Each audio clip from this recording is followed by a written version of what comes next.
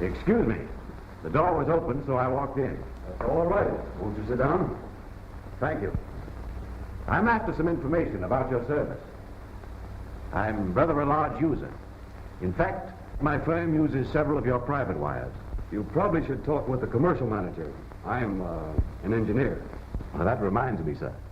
I talked with one of your engineers nearly 20 years ago. He said something about waves. Said you needed something that would make the long-distance wires talk farther. He must have meant a repeating device or an amplifier. Something of that sort? Oh, that was it. I'm glad you found it. Oh, we've been developing repeaters for several years, but we haven't solved the problem by any means. I thought you had. Why, down at the office, we often talk to St. Louis, Omaha. Service is pretty good, too. And now this statement by your president in the morning paper says we soon have service to the coast. Oh, he doesn't say soon, does he? No. He just believes that universal service is on the way. Well, I'm afraid I read it hastily. What is the difficulty? You say you have those repeater things. Yes, but they've got to be better. Much better. We're in a peculiar position. We know definitely what we need, and it doesn't even exist. That puts it right up to us, doesn't it? I just can't grasp the problem. The problem is to get the telephone waves to the distant end with volume enough, without distortion, and without picking up a lot of noise. Now, the lines we're using are loaded with... Loaded? With what? Well, loading in telephony is rather difficult to explain to the layman. But it means that coils of wire, like this, wound on iron cores, are introduced into the line every few miles. They don't add additional energy, but they do conserve what we have. They make the entire length of telephone line more efficient. What are these thingamajigs you call repeaters? They are also devices which are introduced into the line, but much farther apart than loading coils. They actually introduce new energy into the line to restore the electrical current when it becomes weakened. Well, can't you use your coils and your repeaters together? Now you've named one of the most tantalizing problems in our engineering. Here's the most important element in the repeaters we're using today.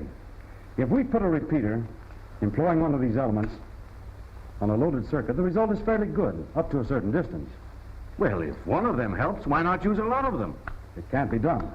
If we use more than one on the circuit, there's distortion and other troubles, too. There's no point in transmitting badly distorted speech, is there? Then Denver is the limit from here. It really is a little bit more than the limit. We aren't very proud of that circuit. It's all very confusing. You've improved your line, still you need a repeater. Use a couple of repeaters, and right away you hurt your line. I never dreamed it was such a scientific matter. Let me put it briefly. There are three considerations to this problem of getting your remarks in New York over a wire to, well, let us say San Francisco. First, the best possible amplifying devices. Second, the best possible lines made suitable for those devices.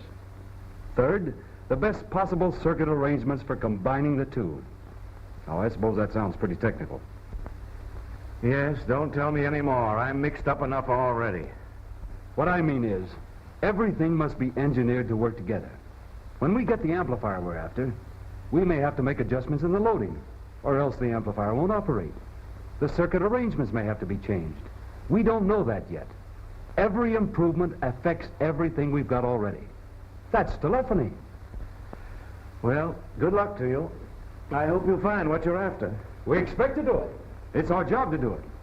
We have a splendid scientific organization. Some brilliant men have been assigned to this particular problem. We're not going to give up.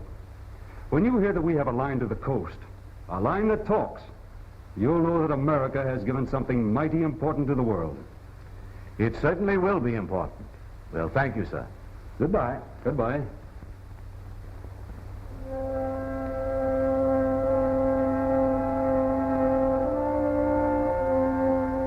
Just what was the job they wouldn't give up? It was the same as yours today, to get the message through. But the vital challenge then was to men of science, and the message was to be the first hello across the continent of North America. How that challenge was met, how telephone men from coast to coast teamed up to translate the accomplishment into an agency of service, is one of the great chapters of telephone history. The details of the story are legion. They involve the activities of an army led by foresight and faith and inspired by a compelling sense of high purpose in an adventure of exciting significance. To the Western telephone organizations was to come a pioneering building assignment that demanded the utmost in enthusiasm, in skill and devotion. In the record is the name of every man who helped in that construction task. Every surveyor, teamster, cook, lineman, groundman, foreman, superintendent, engineer. And the men of the long lines at headquarters and along their circuits all the way to the Rockies had coordinating responsibilities of the most exacting character that call for equal devotion and skill. It was an army that moved. It was an army that achieved. Of its activities on a wide and changing front, there can be but the merest hint in this anniversary tribute. Build that line to California. We'll make it work. We must develop another type of repeater. New York wants a report on our lines west of Denver. New York's talking about a phantom group clear across the country.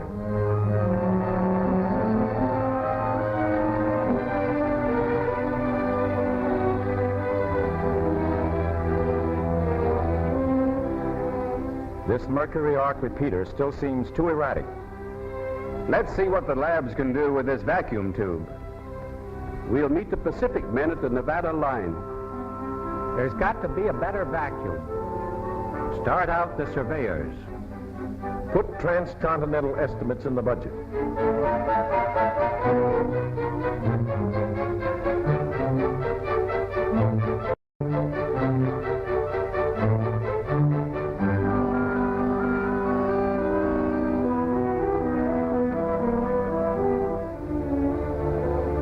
Keep up the mathematical research. Rebuild and repair to Salt Lake. Then 130 miles west, all new. Present construction to the Reno area. Then 400 miles east, all new. Set up 3,500 miles of artificial line for testing.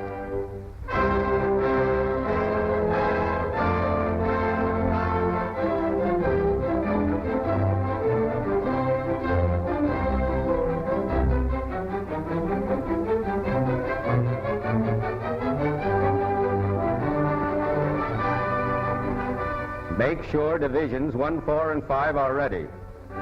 500 men can do it. Let's get organized. We'll use 14,000 poles crossing Nevada. This new tube design might work with better lines. Remeasure loading and transposing. New York to Denver. It must be accurate.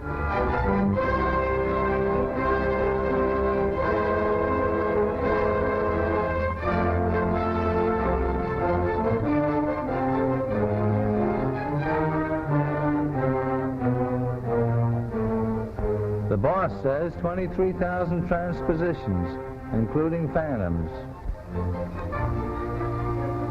The temperature, still 130.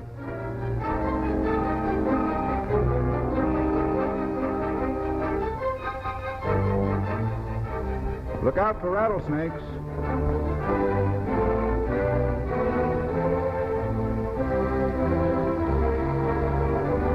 Some job, this loading. Every 8 miles across the country. Repeaters ready for the first test? All ready. 3 kinds.